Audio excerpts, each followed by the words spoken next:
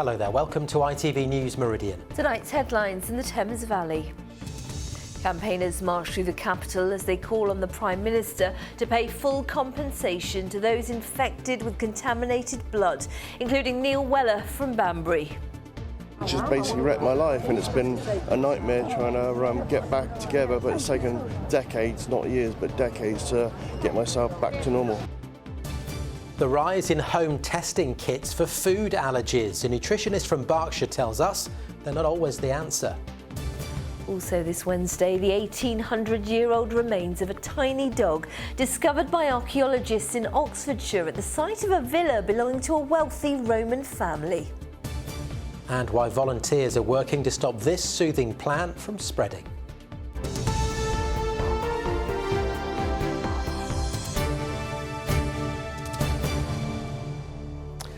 Good evening. We're dying for justice. The words of campaigners who protested outside the infected blood inquiry today as they called on the Prime Minister to finally compensate those affected by the scandal. Thousands of people were infected with HIV and hepatitis in the 1970s and 80s, including Neil Weller from Banbury. Earlier this year, the inquiry recommended that a full compensation scheme should now be set up. Derek Johnson has been in London for us today. Derek, Rishi Sunak heckled as he appeared at the inquiry. He was booed a couple of times, actually, by victims and their families who marched to the hotel, first of all, from this park, the hotel where the inquiry is being heard, because he wouldn't commit to that compensation scheme despite being asked to by the chair of the inquiry. Remember, we're talking about people who contracted illnesses because they were given contaminated blood. About 3,000 people died, and some people, like Neil from Banbury, are in great pain. I've got a lot of associated haemophilia problems, but regarding hepatitis C, I had interferon, which is a very detrimental drug that basically ruined my life. I lost my business, lost my marriage, and it just basically wrecked my life, and it's been a nightmare trying to get back together, but it's taken decades, not years, but decades to get myself back to normal. Well, the Prime Minister made the short journey here from Downing Street. He said this was a very sensitive and complex case. It was only right to wait until the end of the inquiry before any decision was made, although a lot of work, he said, was being done over a compensation scheme. What he said did not go down well. I think what I'd say is, of course, people want to see...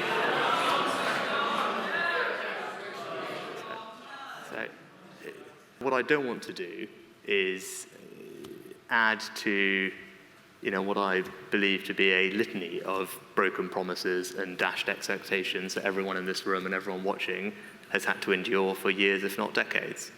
So the last thing I want to do is sit here and promise something else and give people false hope, and I want to be completely straight. Right? I want to see resolution as quickly as practically possible.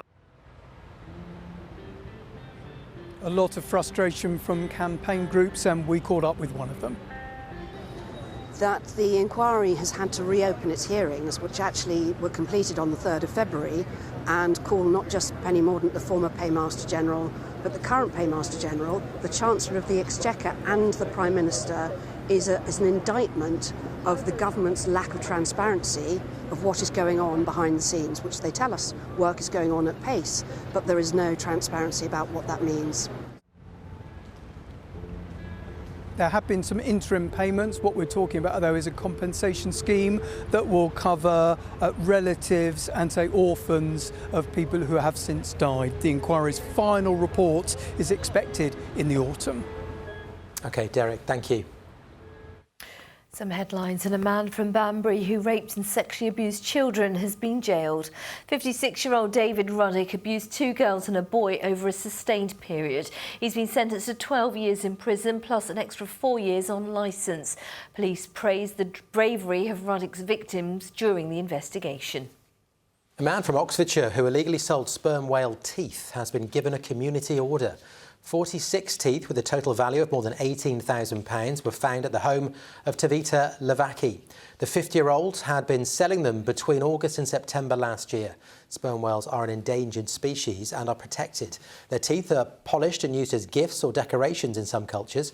Lavaki has been ordered to do 120 hours of unpaid work. A 4-day walkout by junior doctors has been announced. Strike action will start from 7 a.m. on the 11th of August until 7 a.m. on the 15th. The BMA is urging the government to come to the table to end the dispute. Previous action in the Thames Valley saw picket lines in Oxford and Reading.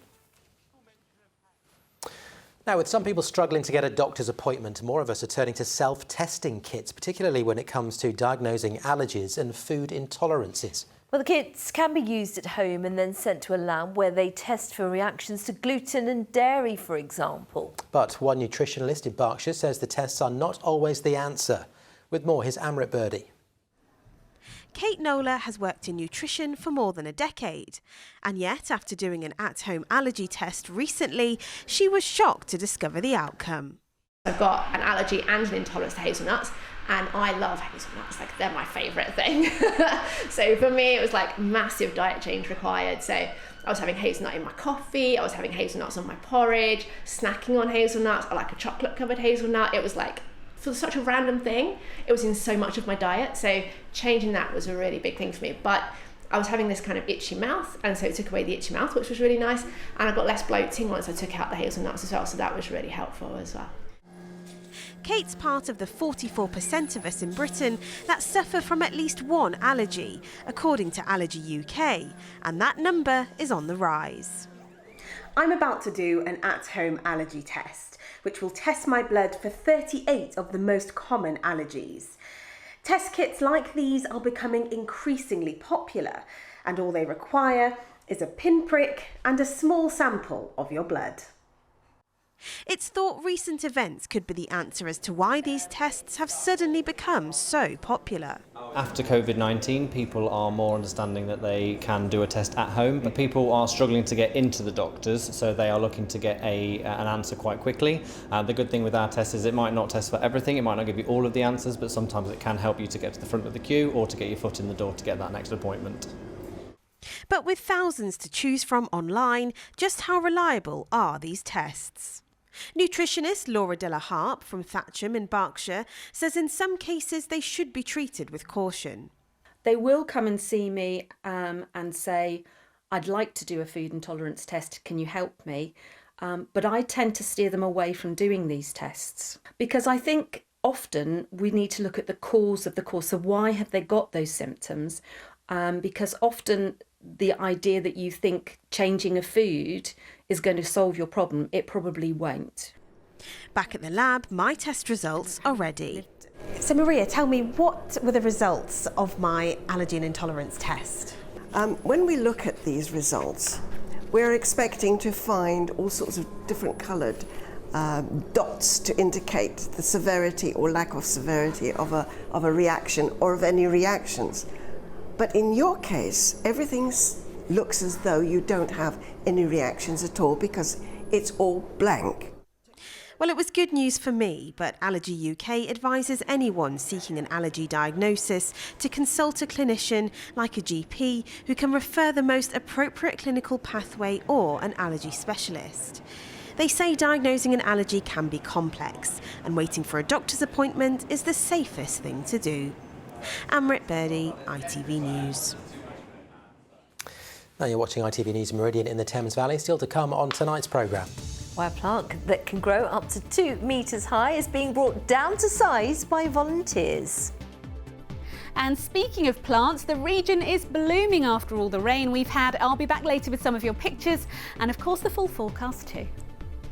And you can find more from us, of course, throughout the day on our website. Details on the screen, itv.com/Meridian. If you'd like to give us a call or you have a story you think we ought to be covering, the number, as ever, 0808 1010 095. And you can find us on social media. We're on Facebook, Twitter and on Instagram.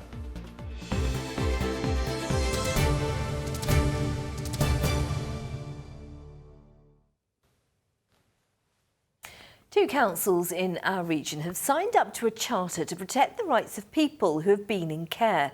It's aimed at giving them the same protection as we have surrounding disability, race or sexuality. Well, research shows that people who've been in care are more likely to be homeless, unemployed or struggle with mental health issues. And now a group of young care leavers want to make it illegal to discriminate against them. Here's Catherine Walker.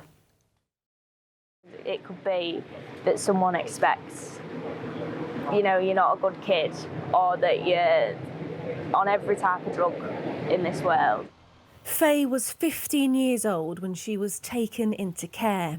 Since then, she says she's been judged and misunderstood.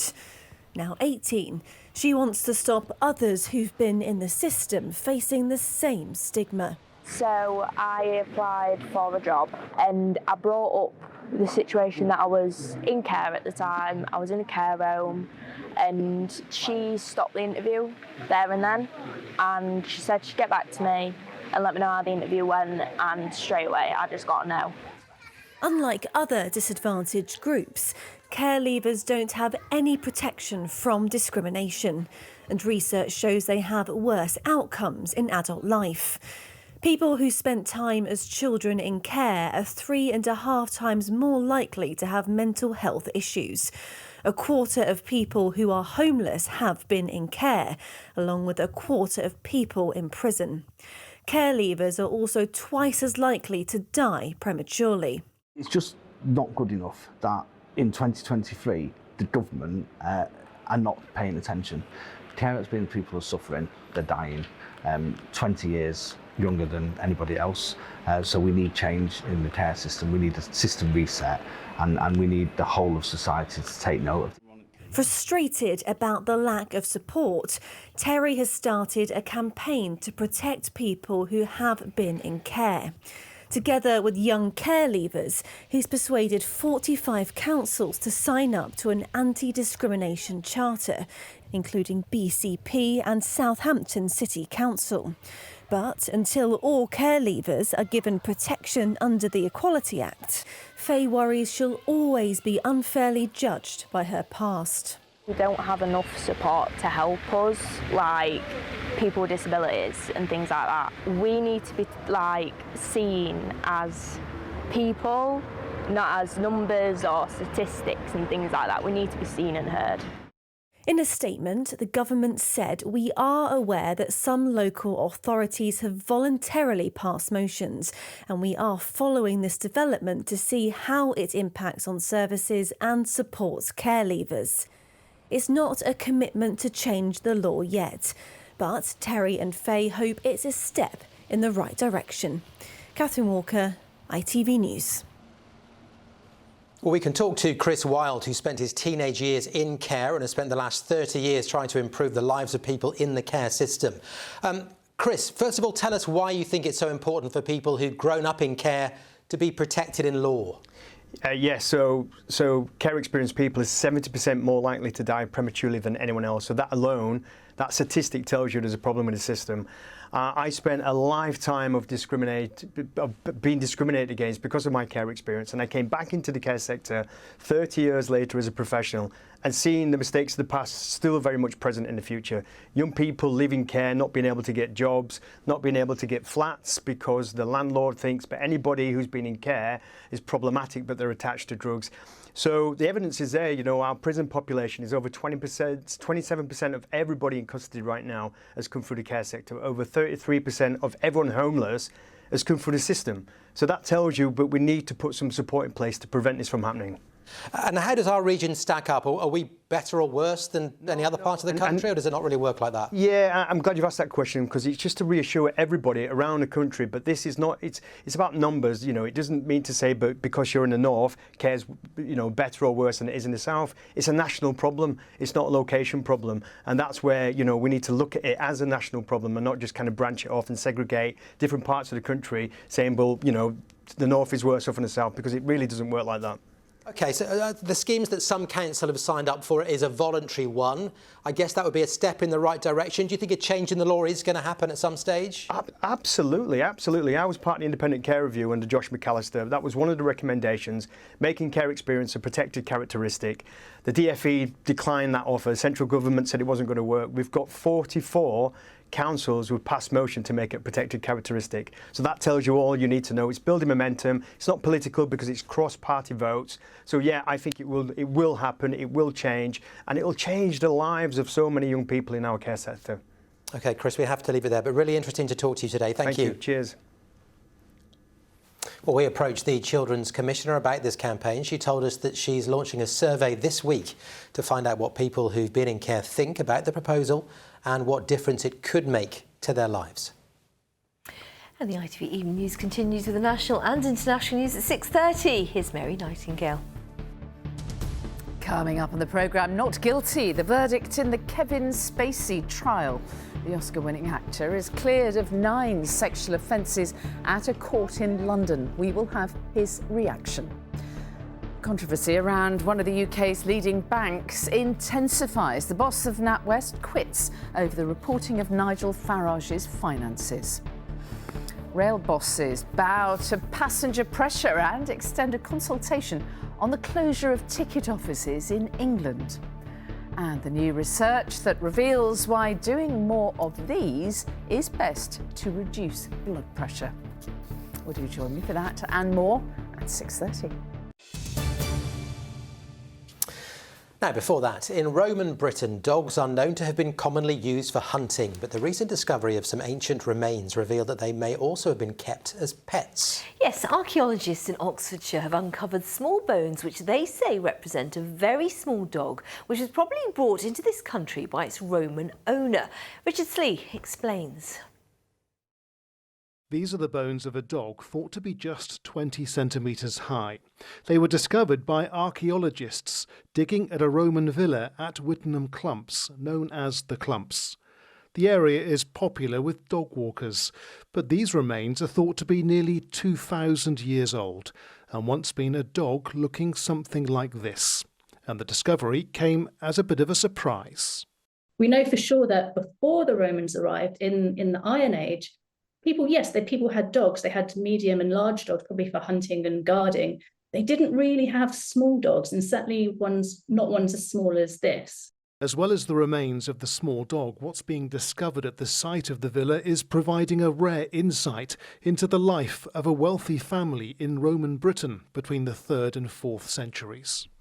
We also found lots of items to do with cooking and within the kitchen. So we found a strainer, knives, spoons, a ladle, cooking pots, tableware, all sorts of things like that can really show us an insight into the Roman kitchen. But we also found lots of personal items as well, like hair combs, coins, even a little collection of coins that seem to have been dropped out of someone's pocket, parts of the heating system that they would have had within the villa as well. So you can just picture this Roman family with their tiny little dog. The animal's remains were found within one of the 42 Roman burial sites at or near the villa, but it's not clear whether it was buried with its owner or separately. A selection of the items found at the site will be on display at a festival on the Clumps next month. Richard Slee, ITV News. It's fascinating. What do you think they called it? That's what I was thinking. Maximus? No. I don't know. Minimus. Too small. Minimus. X1, 2? No, Maybe, just numbers. It's cracking. Volunteers have been working on the South Downs to tackle an invasive plant species that, left uncontrolled, would impact other smaller plants in the national park. Yes, Himalayan Balsam may look pretty, but it can grow over 2 metres high, and each plant can produce up to 800 seeds. Well, park rangers want to get as much removed over the summer months before the plant starts seeding to stop it spreading further. With more, Malcolm Shaw. As its name suggests, Himalayan balsam is not a native plant in the UK, but with its tall stems and striking flowers, it's certainly made its presence felt.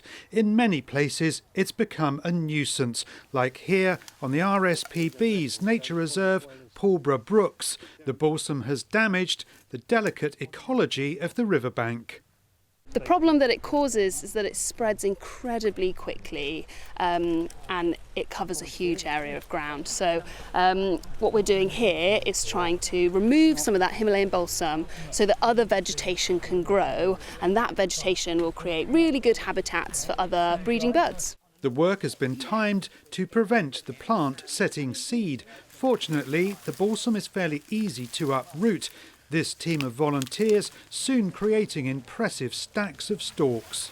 Because I've lived in the area, it's kind of giving something back, so I enjoy coming out in nature, and if we don't do anything about it, it's not going to be here kind of my children and future generations. I've been doing conservation in various sites for about 15 years, and it's nice to get out. The camaraderie is good, and getting rid of the balsam here is a useful task, Today's conservation project is part of a week-long festival to celebrate Re-Nature, an initiative launched in the South Downs National Park 2 years ago. It's already created 400 hectares of new wildlife habitat and improved another 4,000 hectares, roughly the size of one of the region's cities. Because we're so densely populated, there's so many more opportunities to connect people with nature, to get people involved.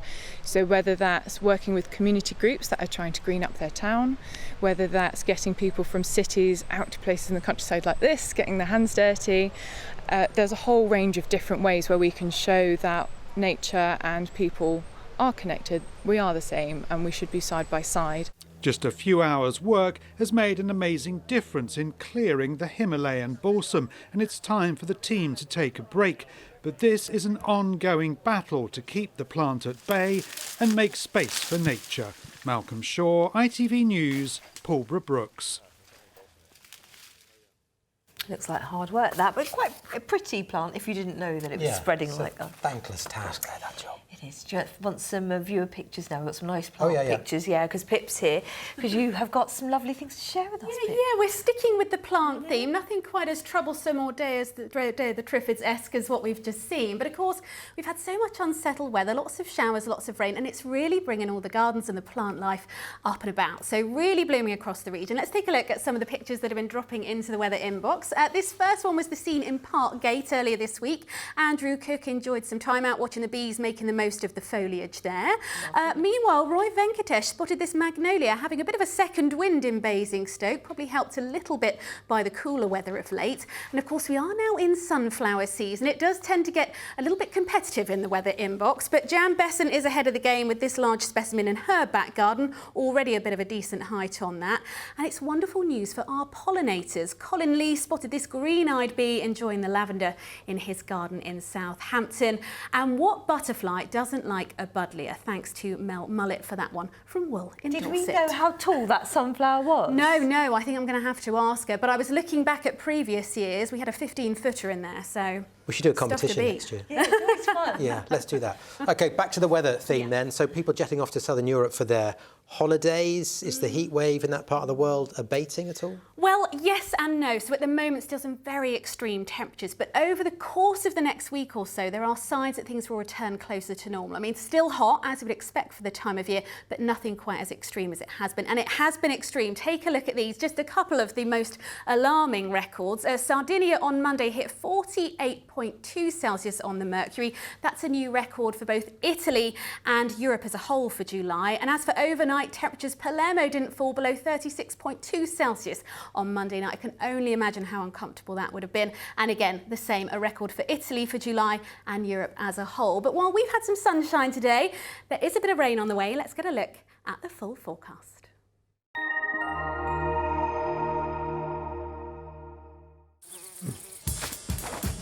Whatever the weather, it always feels like home. Valent Heat Pumps and Boilers sponsor ITV Meridian Weather.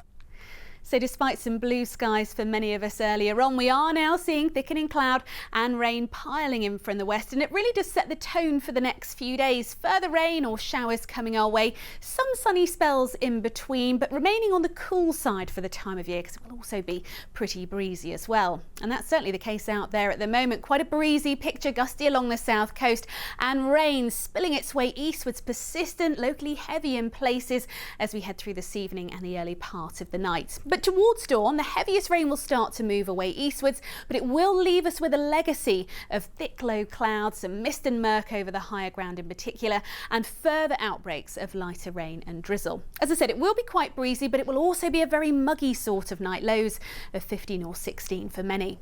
So tomorrow morning, a humid start, a rather grey and murky start, breezy from the word go, further outbreaks of rain or drizzle where that cloud is thick enough too, and little change really as we head into the afternoon. So still rather grey and damp for many. The best chance of any limited brightness probably up across the likes of Oxfordshire and North Berkshire, and here the best of the temperatures and the best of any sunshine peaking at around 22 degrees Celsius. These are the times of high water for tomorrow. Then for Brighton, they're 6:10 in the morning and around 6:45 in the evening. So certainly a rather grey and damp end to the day for many of us tomorrow, but conditions look a little quieter overnight into Friday. The thickest cloud and rain gradually clearing away. For Friday itself, a much drier, brighter day, just the outside chance of a few showers, but the showers getting going again as we head into the weekend. Valent Heat Pumps and Boilers sponsor ITV Meridian Weather.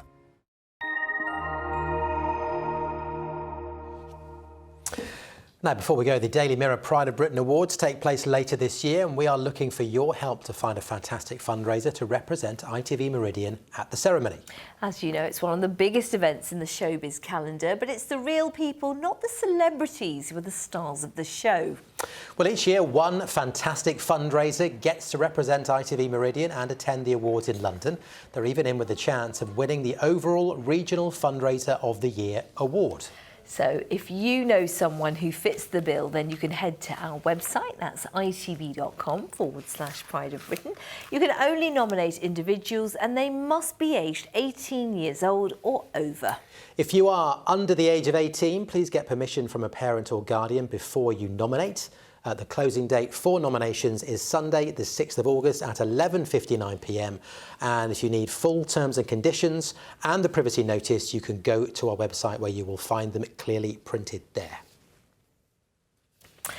And that's your news this evening from the team here. In just a moment, it's the ITV Evening News with Mary Nightingale. I'll have your late date. That's just after 10:30 this evening. Think of the sunflower competition. This idea's got legs. We need to do this, definitely. Legs. Tall. Right, that's it from us. Bye-bye. Bye-bye.